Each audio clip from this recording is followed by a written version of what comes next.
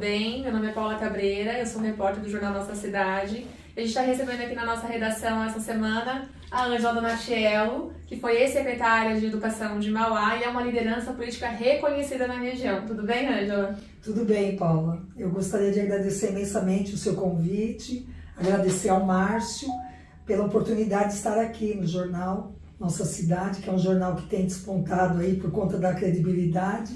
Então eu agradeço demais a oportunidade de estar aqui hoje com vocês. A gente agradece a visita. Eu sou fã, preciso confessar, gente. Ângela, eu vou começar te perguntando como é que foi essa carreira política despontar para você? Como é que você se chegou na política? Então, Paula, eu, como todos sabem, né, eu sou esposa do Manuel Lopes, foi vereador na cidade de Mauá por 7 mandatos consecutivos. Então isso me fez ver de perto, né, as necessidades da população, o trabalho que realmente faz com que a população tenha uma melhoria de qualidade de vida.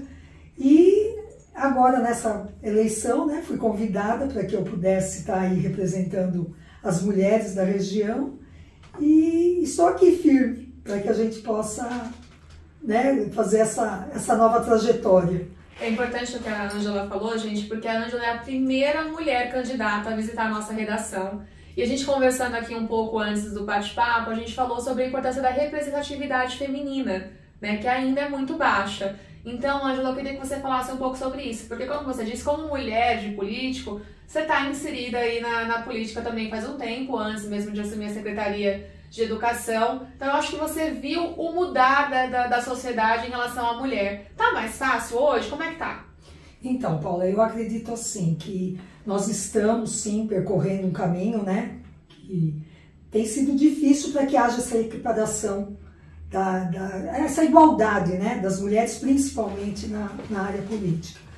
Mas eu estou topando esse novo desafio justamente, acho que para estar encorajando as mulheres para que venham fazer parte, porque eu acho que a mulher, antes de mais nada, tem a sensibilidade, né, de ser mãe, no meu caso, educadora, esposa de político.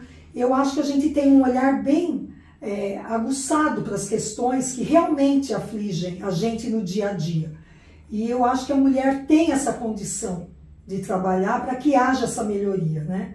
E eu estou aqui, representando a força da mulher, para que a gente realmente faça com que haja essa igualdade, principalmente na política, né? Eu vou voltar um pouco agora, antes de falar de política, e falar de você como educadora, né? Você falou que você esteve na rede pública municipal, na rede pública estadual, foi diretora. Então a gente sabe que a educação é uma das grandes importâncias da nossa sociedade e que hoje é o que está puxando a necessidade de melhorias, né? Então eu queria que você falasse um pouco, Ângela, de como foi a sua vivência como educadora antes de ingressar na política. Com certeza, Paulo, você acabou de falar. Eu acredito piamente que não ocorre transformação na sociedade se não for realmente por intermédio da educação, né? A minha formação de educadora, eu sou licenciada em Ciências, com habilitação em Matemática e Química, tenho Pedagogia, Supervisão Escolar e sou pós-graduada em Direito Educacional. Então eu iniciei a minha vida como educadora alfabetizando adultos no antigo Mobral, né? Comecei muito cedo, depois fui para a rede privada e iniciei no serviço público estadual em 1980, como professora de ensino fundamental e médio. Passei como professora, fui vice-diretora e me aposentei em 2015 como diretora de escola. Nesse meio tempo eu atuei como secretária de Educação e Cultura no município de Mauá de 2005 até a metade de 2008. E nesse tempo que eu atuei como secretária de Educação e Cultura, nós trabalhamos duramente na questão educacional, tivemos um salto realmente de qualidade na educação, fomos considerados, inclusive, fui considerada a melhor secretária de Educação na época da região, e desenvolvemos diversos projetos que realmente revolucionaram a educação municipal naquele tempo. Fizemos a valorização do professor implantando o Estatuto do Magistério, elaboramos e implantamos o Estatuto do Magistério, que era uma reivindicação antiga.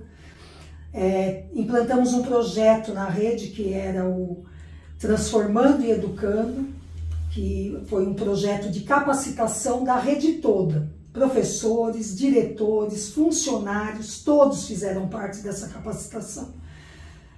Tivemos diversos projetos, fizemos a entrega dos uniformes escolares, que na época não existia, material escolar para todas as crianças e para as escolas, era bem farto, não faltava material nem para criança e nem para que as escolas pudessem trabalhar. Acho que como eu já vinha do meio educacional, então a gente sente o que realmente a educação precisa e nós procuramos suprir, na medida do possível, o que a gente sabe que o professor precisa na sala de aula para desenvolver os projetos, o que a escola precisa como equipamento, como material, para que realmente a coisa ande, né?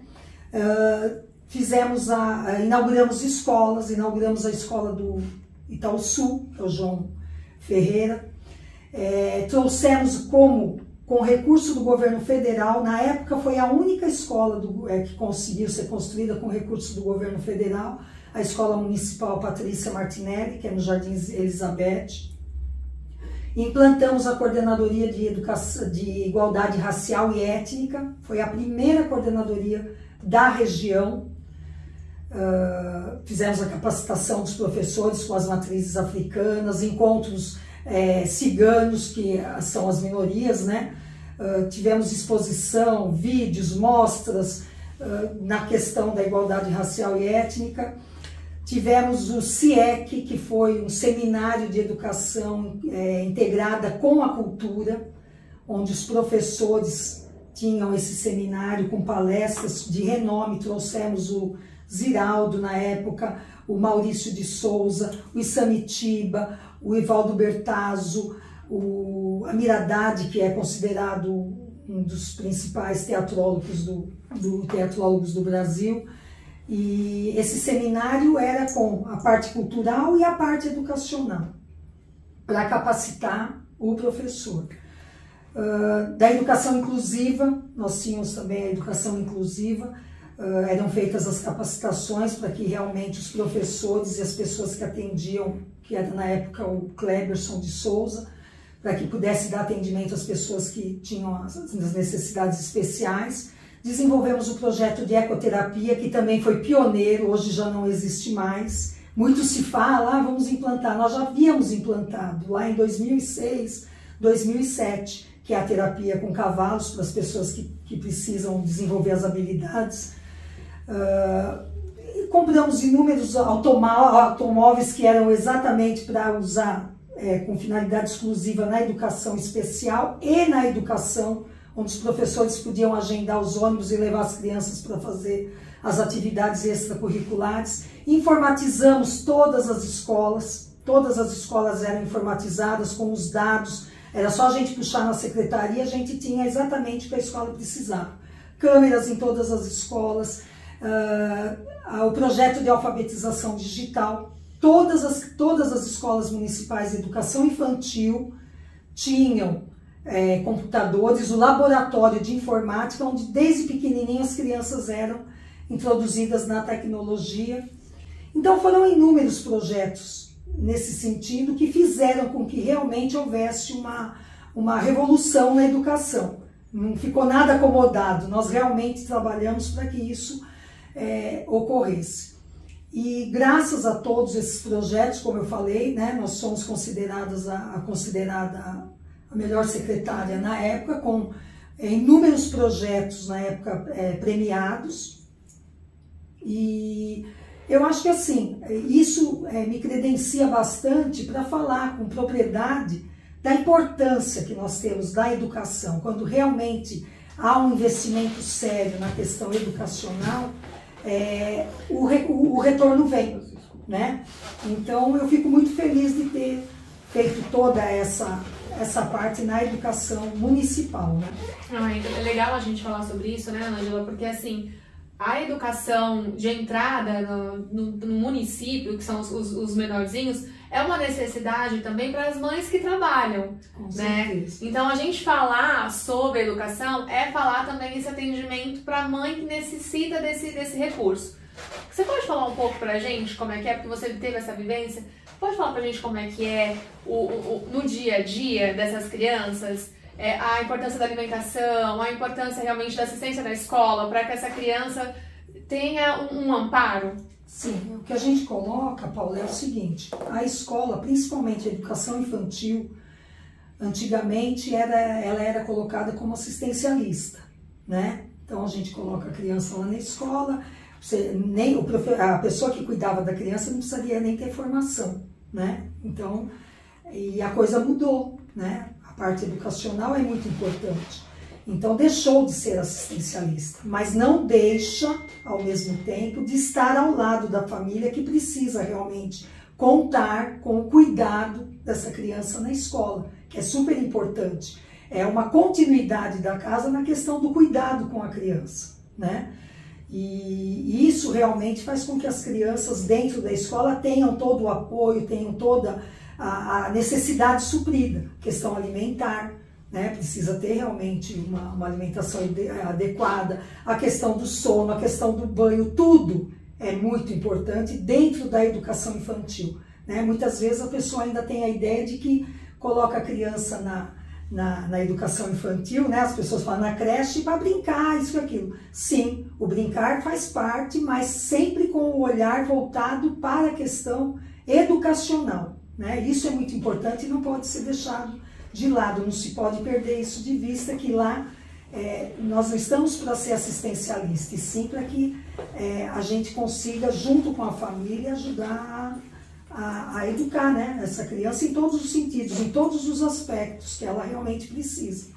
Ângela, vou fazer uma outra pergunta para você também, relacionada à sua época de secretária, porque a gente sabe que varia muito de cidade para cidade, de gestão para gestão. Na sua, em específico, você tinha a cultura e a educação ali embaixo de você. Você falou bastante de alguns projetos que você tinha para a cultura, mas eu queria que você falasse um pouco mais dessa função em específico. Como foi receber a cultura e como é que foi desenvolver esse tema para você? No primeiro ano de gestão, inclusive, eu tinha a educação, a cultura e o esporte. Depois que ela foi desmembrada, o esporte no ano seguinte passou a ser uma secretaria. Mas foi muito bom ter a cultura junto com a educação e poder estar gerenciando isso, porque eu acredito que a cultura não anda sem a educação e a educação não anda sem a cultura. Então, tanto que eu falei para você que nós tínhamos projetos integrados com a cultura, o professor tinha o seu seminário, as suas valorizações, as suas capacitações sempre voltadas também. Nós trazíamos peças teatrais, escritores, que realmente da parte cultural, mas que às vezes o professor não tem tempo, ele não tem condição financeira de ir até um teatro, de ir atrás de um livro, e a gente, na medida do possível, tentou suprir isso. Então, a maior parte das atividades que a gente podia, nós colocávamos sempre a cultura junto com a educação para que elas pudessem caminhar lado a lado. Foi muito importante e eu acho assim, foi muito prazeroso de ver com que o professor, a gente via às vezes o brilho no olho do professor, a hora que ele ia para uma capacitação, que ele podia estar vendo, vamos supor, um escritor e ao mesmo tempo depois uma peça teatral, para que ele pudesse estar enriquecendo a aula, né, para o aluno e tudo. Então eu acho que foi muito, muito legal essa parte de ter a cultura e a educação andando lado a lado, né? Nós tínhamos a agenda cultural que era riquíssima, nós conseguimos inserir a nossa cidade no mapa cultural do estado de São Paulo, né? Então eu acho que foi muito gratificante a educação e a cultura estarem na mesma pasta e a gente poder ter feito essa integração sem problemas. Foi uma coisa muito, muito bacana de ter sido feita. Fluiu bem. Fluiu bem. Não, preciso contar que como repórter que cobre política em Mauá, a Ângela até hoje é muito querida entre a categoria. Obrigada. Ângela, eu queria falar com você também, porque assim, ela é muito querida entre a categoria, é muito respeitada entre os políticos, e eu queria falar, não tem como não falar do Manuel Lopes, que foi seu esposo, seu esposo, né, há anos aí. E aí vocês têm uma forte ligação, e a gente sabe disso, com o Rodrigo Garcia e com o Geninho Zuliani. O Rodrigo Garcia é o governador, candidato agora à reeleição, e o Zuliani foi escolhido para ser o vice dele. Então eu queria que você falasse um pouco a respeito dessa relação. Como é fácil ficar falando dele. Pensei que a pergunta ia ser mais difícil, mas é muito fácil, me sinto muito à vontade, Paulo. agradeço, né, de você ter falado do reconhecimento da minha pessoa, e eu acredito que realmente a questão do trabalho, do trabalho que nós desenvolvemos, realmente, até hoje, as pessoas me respeitam muito porque viram que realmente a gente trabalhou. O tempo que nós estivemos lá, nós não estivemos trabalhando politicamente, e sim em prol de algo que nós acreditávamos que traria algum benefício para as nossas crianças e para a educação, né? E aí, você falou, em relação ao Manuel Lopes, é meu marido há 39 anos, aprendi muito, muito, muito em todo esse tempo que ele foi vereador, que é o que eu falei, eu estive lado a lado com ele em todas as conquistas, em tudo que eu podia estar auxiliando, então eu estive lado a lado nos problemas, né? E isso me fizeram gostar muito da política, desse meio que a gente vive. O Rodrigo Garcia, para quem conhece um pouco da história do Manuel, não tem como desatrelar o Rodrigo Garcia, porque nós estamos com ele há 26 anos, desde o início da carreira política do Rodrigo, lá no comecinho, e praticamente todos os recursos que o Manuel conseguiu para trazer para Mauá foi por intermédio do Rodrigo. Então nós temos grandes conquistas aqui para Mauá. Às vezes as pessoas falam, mas isso já faz há tanto tempo, mas beneficiam a população até hoje. Então é importante. Tem as pontes que ligam Mauá com o Parque São Rafael no Sônia e Silvia Maria, cobertura de quadras esportivas, a cobertura de quadra de escola de samba, foi a única escola aqui em Mauá que tem, foi por intermédio de um convênio que o Rodrigo agilizou para a gente, da escola de samba do Sônia e Silvia Maria, construção de creche, a construção e o mobiliário todo. O município só entrou com o terreno, no Sônia e Silvia Maria também, a creche que foi, recursos para a saúde. O Hospital Nardini recentemente recebeu recursos do governo do estado, do Rodrigo Garcia, na época do coronavírus, na época do Covid, logo no início, para a instalação do hospital de campanha. Mauá estava passando por uma dificuldade em estar conseguindo os recursos para Mauá. Foi por uma interferência do Manuel, deu uma ligada para o Rodrigo Garcia e foram 6.800.000 reais que vieram para a implantação do hospital de campanha, dele e do Geninho, que nós conseguimos. Enfim, são várias coisas que é o que eu falo, não tem como elencar tudo isso agora. E essa nossa ligação realmente é muito forte, dele, do Geninho, do Manuel e agora atendendo a um convite, inclusive. Queria que você falasse sobre isso, né? Porque você veio com um convite pessoal do Garcia. Exatamente. O Garcia visitou, preciso contar isso. O Garcia visitou Mauá para falar sobre o convênio do Nardini, que seriam pagos 1,5 milhão para custeio do hospital, e no palco ele fez questão de dizer o nome da Ângela Donatiello e falar que tinha realmente um grande apreço. Então, assim, esse convite foi pessoal, né, Ângela? Foi pessoal, e ele sempre fala que se ele conhece Mauá e a região, foi por intermédio do Manuel Lopes, porque nós trouxemos ele logo no começo aqui para Mauá, e ele acabou, né, se identificando e fazendo as suas amizades aqui na região. E realmente, nós estivemos no Palácio no dia 20 de julho, né, a convite dele, nós fomos lá conversar e ele falou exatamente isso. Ele falou, Ângela, não tenho como te obrigar, mas eu gostaria muito que você viesse candidata, representando a região. Eu gostaria, né, de uma pessoa, de uma mulher que tivesse o seu perfil na educação, tudo. E não tem como falar não para o Rodrigo, porque é o que eu falo, ele sempre foi nosso parceiro. E nós estamos dando a nossa parcela de colaboração agora com o Rodrigo.